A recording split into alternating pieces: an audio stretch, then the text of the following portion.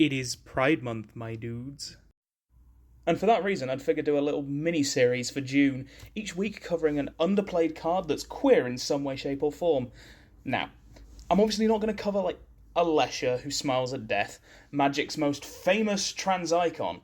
She's ridiculously popular. But, how about one of her followers?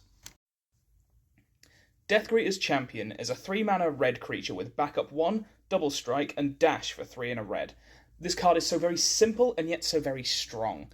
Our trans king here enters, gives one of your creatures +1/+1 and double strike for the turn, then buggers off back to hand at the end of turn if you dashed him.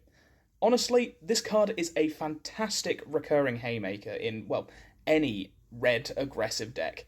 If only because double strike is an absurd mechanic which is often game-breaking when given to cards that really shouldn't have it. And then this Donny leaves a minor but lasting buff in the counter on top of that. Insanity. But it gets even better, because this thing has some amazing synergies, like with Aftermath Samut, or Gorogoro and Satoru, where he represents at least 2, if not 4 triggers just by himself, or Jumpstart Agrus, where he can give double strike and a counter to the entire board. But my favourite place for champion? Eowyn Shield Maiden. Humans that can ETB repeatedly are some of the best cards in that deck, and champion represents both that and a possible player-ending buff in a deck that already swarms the field with large lads.